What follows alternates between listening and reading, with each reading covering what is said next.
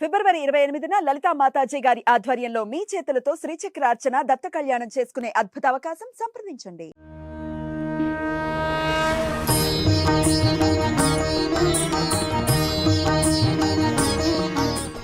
అందరికీ నమస్కారం అండి. ఎలా ఉన్నారు? శరణాగతి మార్గం కార్యక్రమానికి స్వాగతం. ప్రతి స్త్రీ తన జీవితంలో 4 దశల్ని క్రాస్ అవుతూ వెళ్తుంది.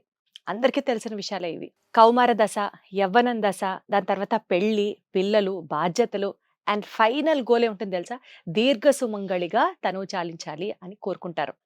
ఈ నేపథ్యంలో ఒక్కొక్క దశలో ఏ అమ్మవారిని పూజిస్తే, ఎవరిని స్తోత్రించుకుంటే ఆ జీవిత ధ్యేయాలన్నీ నెరవేరుతాయి. అంటే ఏ దశలో ఏ అమ్మవారిని పూజించడం వల్ల మంచి జరుగుతుంది, క్షేమంగా ఉంటారు. ఇదే టాపిక్ గురించి ఈరోజు మాట్లాడుకుందాం. వైష్ణవ సాంప్రదాయ ప్రచారకురాలు మనతో ఉన్నారు, మన ఫేవరెట్ పద్మజ రామానుజదాస్ గారు. ఒక్కసారి కనెక్ట్ అవుదాం. అమ్మ నమస్కారం. నమస్తే అండి. భలే మంచి టాపిక్ తీసుకొచ్చారు.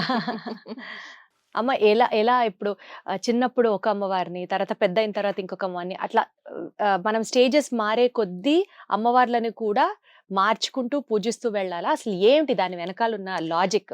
అంటే లక్ష్మీదేవిని పూజించడమే శ్రేష్టం. అయితే ఈ లక్ష్మీదేవియే అర్చామూర్తిగా మన మధ్య అనేక దివిదేశాలలో వేంచేసి ఉన్నారు. మీకు అనేక మార్లు చెప్పాను. శ్రీ వైష్ణవ సంప్రదాయంలో మొత్తం 106 దివిదేశాలు ఈ భూమి మీద ఉన్నాయి. 2 శరీరంతో మనం చూసేవి కాదు, పాలకడలి పరమపదం అని చెప్పుకున్నాం కదా, వైకుంఠం అంటారు. ఈ 106 దివిదేశాల్లో కూడా అమ్మవారు అనేక రూపాలలో అనేక కోరికలు తీర్చడం కోసం భక్తుల సౌకర్యార్థంగా వేంచేసి దర్శనమిస్తున్నారు. ఇప్పుడు మీరు చెప్పినట్లుగా ప్రతి స్త్రీ ఈ 4 దశలు చేరాలని కోరుకుంటుంది. పుట్టగానే పెరుగుతూ ఉన్నటువంటి వయసులో కొన్ని ప్రాబ్లమ్స్ ఉంటాయి. ఆడవాళ్ళకి ఆరోగ్యపరంగా చెప్పాలంటే గనక, అంటే సరైన వయసులో రజస్వల కాకపోతే అది ఒక పెద్ద బాధగానే ఉంటుంది. అంటే మెచ్యూర్ అవ్వకపోతే గనక, 15 ఏళ్ళు దాటిన మెచ్యూర్ కాకపోతే వాళ్ళ గురించి ఇక దిగులు పెట్టేసుకుంటూ ఉంటారు. సో ఇటువంటి సమస్యలు, అంటే బిఫోర్ మెచ్యూర్, పుష్పవతి కాకముందు స్త్రీకి ఉండేటువంటి ఎటువంటి అనారోగ్య సమస్యకైనా గాని ఆమె తన ఆరోగ్యం గురించే కావచ్చు, ఇంకా వేరే దేని గురించైనా కావచ్చు, మేల్కోటె అనే ఒక క్షేత్రం, ఇది దివ్యదేశం కాదు, ఆచార్య అభిమాన క్షేత్రం, బెంగళూరుకి నుంచి ఒక 2-3 అవర్స్ దూరంలో ఉంటుంది, కర్ణాటకలో వస్తుంది. ఈ మేల్కోటలో తాయార్లని కనుక మనం ఆశ్రయించినట్లయితే ఆ అమ్మ అనుగ్రహంతో తప్పకుండా కౌమార దశలో ఉండేటువంటి అనారోగ్య సమస్యలన్నీ తీరిపోతాయి. ఎందుకంటే అమ్మవారు చూడటానికి చిన్న పిల్లలాగా కనిపిస్తారు మేల్కోటలో అమ్మవారు. మనం గనక నిశితంగా పరిశీలించినట్లయితే ఒక్కొక్క క్షేత్రంలో అమ్మవారు రూపం ఒక్కొక్క రకంగా కనిపిస్తుంది. మనకి అంటే అంత బాగా పరిజ్ఞానం లేని వాళ్ళకి, ఎప్పుడో ఒకసారి దర్శించుకున్న వాళ్ళకి ఏంటంటే అందరు అమ్మవార్లు ఒకటే అనిపిస్తుంది. కానీ కాదండి. మనం గనక ఇప్పుడు అందులో ఇవాళ ఎలా ఉందంటే, అన్ని టీవీల్లోనూ, వాట్సాప్ల్లోనూ, అన్నిట్లోనూ మీడియా బాగా విపరీతంగా మనకి జనాల్లోకి వెళ్ళిపోయిన కారణంగా ఎప్పుడు కావాలంటే అప్పుడు ఆ క్షేత్రంలో ఉన్నటువంటి మూలవర్లు కాకుండా ఉత్సవాలను మనం చక్కగా సేవించుకోవచ్చు. కాబట్టి ఆ ఫొటోస్ కనుక మనం నిశ్చితంగా పరిశీలించినట్లయితే అలా మేల్కోటలో ఉన్నటువంటి తాయారు చిన్నగా మనకి దర్శనమిస్తారు, చిన్న పిల్లలాగా.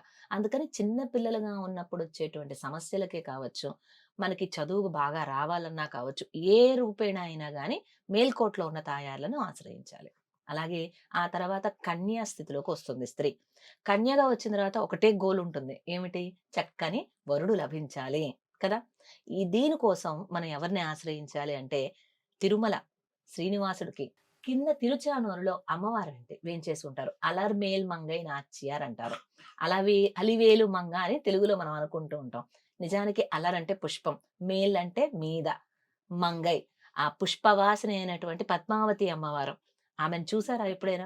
పరీక్షగా గమనించినట్లయితే తిరుచానూరులో అలర్మేల్ మంగై నాచియారు ఎంత అద్భుతంగా ఉంటుందంటే, నవ వధువులాగా ఉంటుంది. నిత్య పెళ్లి కూతురు కదండి. నిత్య కళ్యాణం, పచ్చతోరణం తిరుమలలో పైన శ్రీనివాసుడి దగ్గర ప్రతినిత్యం కళ్యాణం జరుగుతుంది, అలాగే కింద.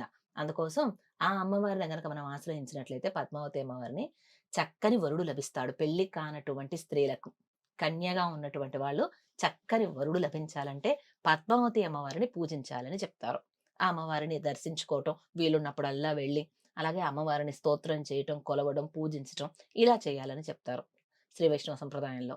అలాగే పెళ్ళి అయిన తర్వాత, ఇక ముసలితనం రాకముందు, పెళ్ళి అయిన తర్వాత మధ్య వయసులో, ఈ మధ్య వయసులో ఏమవుతుందంటే మనిషి ఆయు ప్రమాణం 100 సంవత్సరాలు. నిజానికి అనుకుందాం. నిజానికి అయితే ఇందులో మధ్య వయసు అనేటప్పటికి సుమారుగా 40-50 కదా. ఈ రోజుల్లో ఆయు ప్రమాణం తగ్గిపోతూ ఉంది. 80, 90, 100 ఎక్కడో రేర్. అలా చూసినట్లయితే 40-50 మధ్యలో మెనోపాస్ అనే ఒక దశ ఉంటుంది. అవును, అవును. చాలా మంది స్త్రీలు Tricky. ఫేస్ చేసే ప్రాబ్లం ఇదే, మెనోపాస్. ఇవాళ 100కి 98 మందికి మెనోపాస్ ప్రాబ్లమ్స్ ఉంటాయి. అవును, అవును. అంటే మూడ్ ఈ స్వింగ్స్, ఆ! 2 హార్మోన్ నెలలకి చేంజెస్. 3 సార్లు అవ్వటం అని, అవును. మరి అలాగే హార్మోనల్ చేంజెస్ రావటం, బాడీలో చేంజెస్ రావటం, చిన్న వయసులోనే మోకాళ్ళ నొప్పులు రావటం, అరుగుదల తగ్గిపోవటం, గ్యాస్ట్రిక్ ట్రబుల్, రకరకాలుగా సరైన టైంకి పీరియడ్స్ రాకపోవటం, ఇలా చాలా ఫేస్ చేస్తూ ఉంటారు. స్త్రీకి ఎన్ని రకాల అనారోగ్య సమస్యలో ఇది ఒకటి కొత్తగా యాడ్ అవుతుంది. రెగ్యులర్‌గా ఉండేటువంటి బీపీ, షుగర్‌లు కాకుండా ఇది చాలా మందికి ఎలా అయిపోతుందంటే మెనోపాజ్ స్టేజ్‌లో వచ్చినప్పుడు డిప్రెషన్‌లోకి వెళ్ళిపోయేటువంటి చాలా స్త్రీలను ఛాన్సెస్ కూడా కూడా ఉన్నాయి. మనం చాలా మందిని చూస్తూ ఉంటాం. అవును. ఇటువంటి స్థితిలో ఉండేటువంటి ఆడవాళ్ళందరూ ఖచ్చితంగా దర్శించవలసిన ఒక దివ్య దేశం ఉంది, కాంచీపురం. హ్మ్. కాంచీపురం చాలా నియర్ బై ఉంటుంది మనకి తెలుగు రాష్ట్రానికి. చెన్నై ఎంత దూరం అండి? ఆ చెన్నైకి దగ్గరే కాంచీపురం. కాంచీపురం తిరుమలకు కూడా దగ్గరే అవుతుంది మనకి. ఆ కాంచీపురంలో పెరుందేవి తాయారని ఉంటారు. విష్ణు కంచిలో వరదరాజ పెరుమాళ్ యొక్క శ్రీ సన్నిధిలోనే పెరుందేవి తాయారు సన్నిధి ఉంటుంది. అమ్మవారిని గనక మీరు చూసినట్లయితే అసలు ఒక కళకళలాడిపోతూ పెద్ద ఉంటారా? ముత్తైదువులాగా ఉంటారనమాట. చాలా అద్భుతంగా ఉంటారు. 2 నత్తులు పెట్టుకుంటారు ముక్కుకి. ఇట్లా ముక్కెర కూడా ఉంటుంది. చాలా అద్భుతంగా వేంచేసుంటారు. ఆ 40, 50స్‌లో ఉండేటువంటి స్త్రీ ఎంత కళకళలాడుతూ ఉంటుందో ఆ విధంగా దర్శనమిస్తారు. హ్మ్. ఆ అమ్మవారిని చూస్తూ ఉంటేనే 2 చేతులెత్తి నమస్కరించాలనిపిస్తుంది.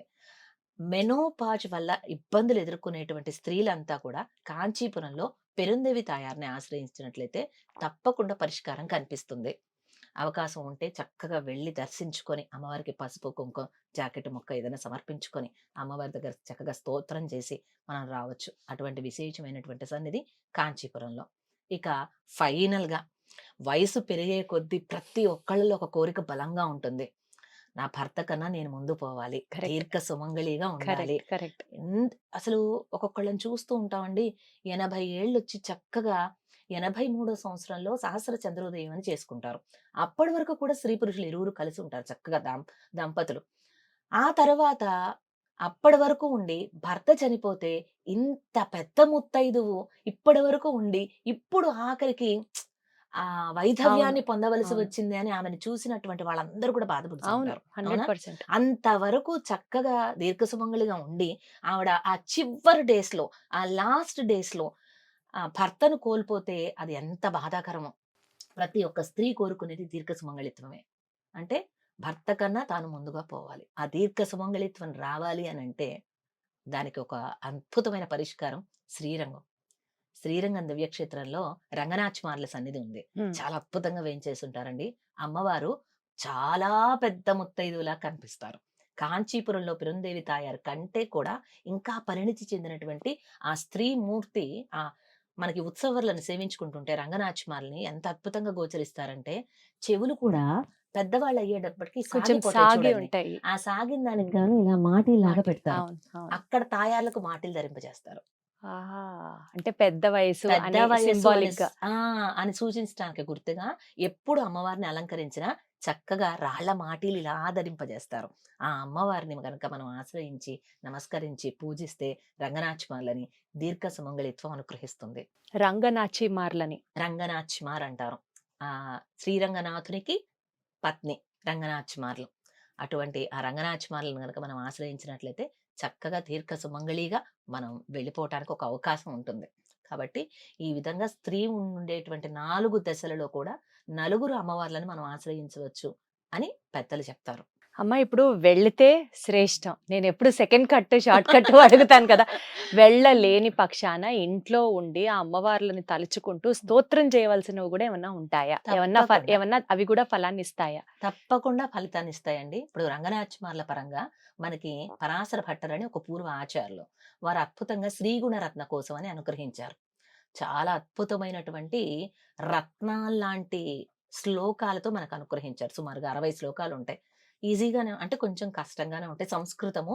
అందులో వారేంటంటే స్వయంగా రంగనాథుని చేత పెంచబడినటువంటి వారు.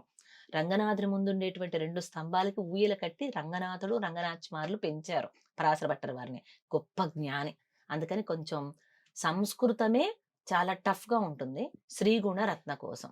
అది శ్రీగుణ రత్న కోసం ఆ శ్రీగుణ రత్న కోసం పెద్దల ద్వారా మనం సంతపాఠం విని. చెప్పించుకొని, అంటే ఎలా ప్రొనౌన్స్ చేయాలనేది చెప్పించుకొని మనం చక్కగా సేవించవచ్చు, ఫలితాన్ని ఇస్తుంది. ఇక కాంచీపురం పెరుందేవి తాయారు సన్నిధిలోనే వేదాంత దేశకుల వారని శ్రీ వైష్ణవ సంప్రదాయంలో ఒక పెద్ద ఆచార్యులు, వారు శ్రీ స్థుతి అని అనుగ్రహించారు. మనకి మీ అందరికీ తెలుసు కనకధారా స్తోత్రం గనక అవును. సేవించగానే ఉసిరికాయలు, బంగారపు ఉసిరికాయలు పడ్డాయి అవును, అవును, ఆదిశంకరాచార్యుల వారని. అవును. అదే రీతిలో ఒక శిష్యుడు వచ్చి తమ యొక్క ఆర్థిక స్థితి బాగాలేదని ప్రార్థన చేస్తే వేదాంత దేశకుల వారు కాంచీపురం పెరుందేవి తాయారు సన్నిధిలోనే ఉండి శ్రీస్థుతి సేవిస్తారు. వెంటనే అమ్మవారు చక్కగా బంగారు కాసులను కురిపిస్తుంది. అవన్నీ అలాగే ఇచ్చేస్తారు వేదాంత దేశకుల వారు ఆ శిష్యులకి. అటువంటి గొప్ప సన్నిధి శ్రీస్థుతి, అది సేవించవచ్చు. ఇక శ్రీస్తుతి. మన తిరుచానూరు పద్మావతి అమ్మవారి గురించి ఎన్నో మనందరికీ తెలిసిందే.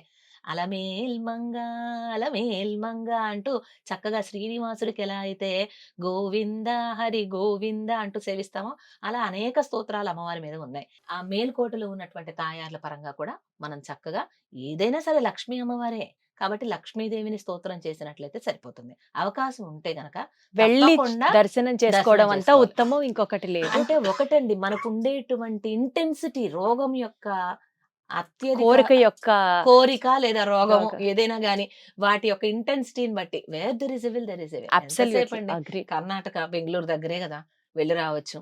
ఇక తిరుమల ఎప్పుడు వెళ్తూనే ఉంటాం, సంవత్సరానికి ఒకసారైనా ఖచ్చితంగా అందరూ వెళ్ళొస్తూ ఉంటారు. తిరుచానూరు కిందే, పైకి కూడా వెళ్ళనవసరం లేదు. ఇక కాంచి. కాంచీపురం అది దగ్గరే. ఇక శ్రీరంగం ఎడదిరిగి కొంచెం దూరం అనిపిస్తుంది కానీ శ్రీరంగం కూడా తప్పకుండా దర్శించవలసిన ఒక దివ్య దేశం. అన్ని దివ్య దేశాలకు వేరు వంటది, తప్పకుండా దర్శించాలి. అది శ్రీరంగం. శ్రీరంగం మూల కందం. అచ్చా, మనం చెట్టుకు నీళ్లు పోయాలంటే ఎక్కడ పోస్తాం?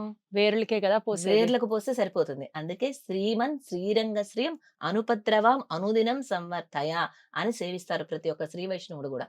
ఏంటంటే శ్రీరంగం ఎప్పుడూ కూడా ఉపద్రవం, ఎటువంటి ఉపద్రవం లేకుండా వర్ధతాం అభివర్ధతం లాగా వర్ధిల్లాలి అని కోరుకుంటాం. శ్రీరంగం బాగుందంటే ఆటోమేటిక్ గా మిగతా విదేశాలన్నీ బాగున్నట్లే. అంత ఇంపార్టెన్స్ ఉంది శ్రీరంగానికి. కాబట్టి 4 మనం వెళ్ళదగినవే, వెళ్ళటానికి అవకాశం మీతో ఉన్నవే. మాట్లాడుతున్నా, మీరు చెప్పేది వింటున్నా, ఇంతేగా పక్కనేగా పక్క సందే అన్నట్టు చెప్తున్నారు. అంటే వెళ్ళాల్సింది 100%. ఒకవేళ ఒక 2 నెలల తర్వాత వెళ్ళాలనుకున్నా, డబ్బులు చేకూర్చుకోవాలనుకున్నా, ఈ లోపైన ఏమైనా స్తోత్రాలు అట్లా ఇలాగే చదవచ్చు. ఈ స్తోత్రాలు అవన్నీ అర్థమైంది. మనం సేవించుకున్నట్లయితే ఆ అమ్మవారిని చక్కగా పటం ఇవాళ ఏముందండి, గూగుల్ అంతే, చేసినా అంతే, కూడా అంతే. వచ్చేస్తుంది.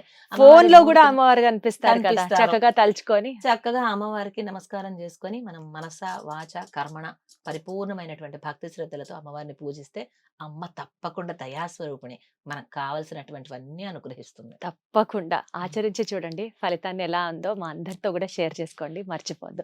ధన్యవాదాలమ్మా. సర్వం సర్వం శ్రీకృష్ణార్పణమస్తు. శ్రీకృష్ణార్పణమస్తు.